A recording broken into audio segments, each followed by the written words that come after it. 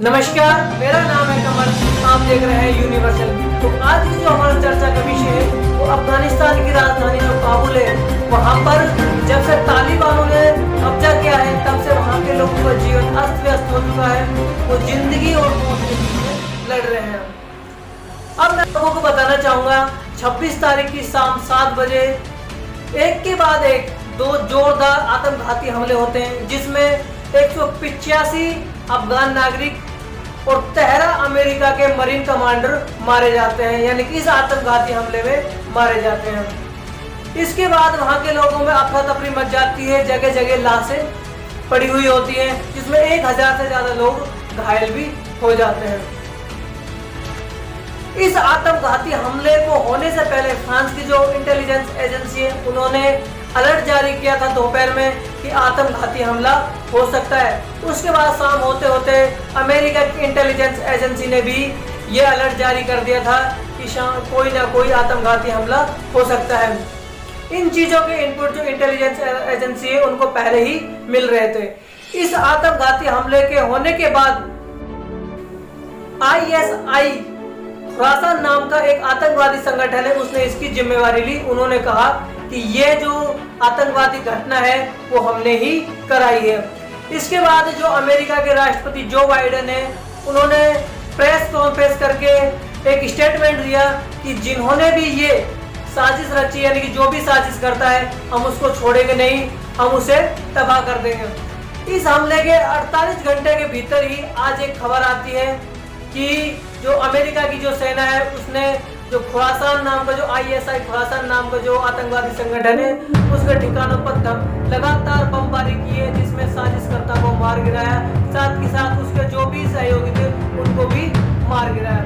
लेकिन अभी तक सिर्फ जो अमेरिका की जो न्यूज एजेंसी पेंटागन, उसके अलावा अभी तक किसी ने भी इस बात की पुष्टि नहीं की है कि जो साजिशकर्ता है वो मारा गया। एक पहलू यह भी हो सकता है कि अमेरिका के ऊपर भी, जो अमेरिका के राष्ट्रपति उसके ऊपर भी एक दबाव बना हुआ है कि आप लोगों के एक अचानक बाहर निकलने से अफगान जो नागरिक है उनका जीवन अस्त व्यस्त हो गया और वो लोग जीवन और मौत के बीच में लड़ रहे हैं। साथ के साथ हमारे कई हजार सैनिक पहले मारे जा चुके हैं और आज भी हमारे 13 सैनिक जो आत्मघाती हमले में मारे गए। इसके जिम्मेवार कौन होगा?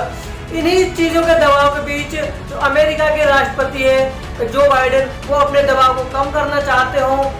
शायद वो सोचते हो कि इस प्रकार की कोई चाल चलकर जो विपक्ष के जो लगातार हमारे ऊपर हावी हो रहा है, हम विपक्ष को दबा पाए और विपक्ष को जवाब दे पाए। लेकिन अभी किसी भी बात को कहना मुनासिब नहीं होगा कि अमेरिका क्या सोच रहा है, तालिबान क्या सोच रहा है और दूसरे देश क्या सोच रहे हैं। लेकिन एक बात तय है कि जो हमारे पड़ोसी देश पाकिस्तान है वो सिर्फ और सिर्फ एक बात सोच रहा है कि हम तालिबान का राज जैसे ही कायम होता है हम जम्मू एंड कश्मीर के अंदर अब आतंकवाद फैलाएं और वहां के लोगों को मारे और खुद भी मरे। आतंकवादी घटनाओं को बढ़ावा देने के लिए जो पाकिस्तान के प्रधानमंत्री हैं उन्होंने भी जो तालिबान है उनका सपोर्ट किया है। हालांकि तालिबान जो संगठन है वो आतंकवादी संगठन था, लेकिन अब अमेरिका ने भी मानना स्टार्ट कर दिया है कि वो एक गुट है, ना कि वो आतंकवादी संगठन है। लेकिन सबसे बड़ी बात यह कि अगर इसी प्रकार जैसे आज तालिबानों का अफगान पर जो राज किया है, कब्जा किया है, ऐसे अगर उनके हौसले बुलंद होते हैं तो आने वाले समय में निश्चित ही सभी देशों के लिए सोचने वाली बात होगी। अगर इस प्रकार कोई भी आतंकवादी संगठन अपना सिर ऊपर करता है और किसी देश पर राज कर लेता है और वहाँ के लोगों को ऊपर अत्याचार करता है, तो ये हमारे पूरे विश्व के लिए एक सोचने वाली बात है। लेकिन अभी भी अब तक कोई भी जो देश है वो जो तालिबान संगठन है उसके बारे में कुछ भी कहने से कतरा रहा है या तक अपने स्टैंड को क्लियर नहीं कर रहा है। लेकिन सबसे बड़ी बात है जो अफगानिस्तान में भारत की सबसे बड़ी भूमिका रहने वाली है, क्योंकि भारत को सोचना पड़ेगा कि वो तालिबान को मान्यता दे या ना दे, क्योंकि भारत ने पहले भी जो तालिबानी विरोधी गुट है उनका समर्थन किया है। तो अब भारत के लिए भी मुश्किलें होंगी, क्योंकि भारत का बहुत ज्यादा इन्वेस्टमेंट यानी कि 22,000 करोड़ रुपए का इन्वेस्टमेंट जो तालिबान में और जो अफगानिस्तान में वहां पर हो चुका है और जिस पर तालिबानों ने कब्जा कर रखा है।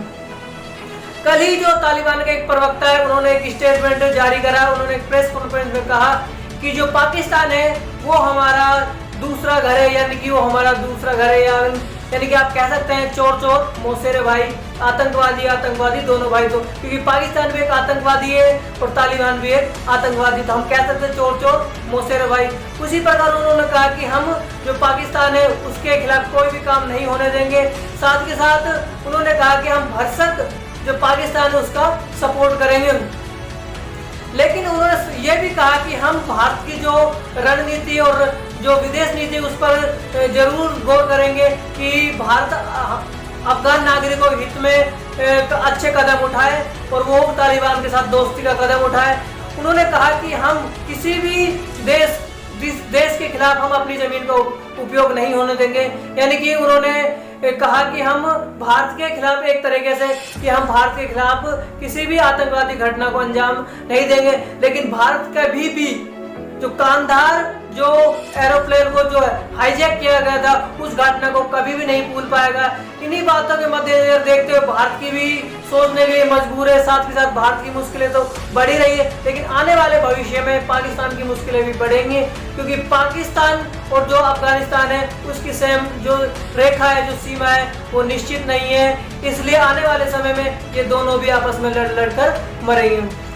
मेरा मानना है कि वीडियो आपको पसंद आई होगी। अगर आपको वीडियो अच्छी लगे लाइक शेयर कमेंट जरूर करें और हाँ, हमारे YouTube चैनल को सब्सक्राइब जरूर करें। जय हिंद, वंदे मातरम, भारत माता की जय।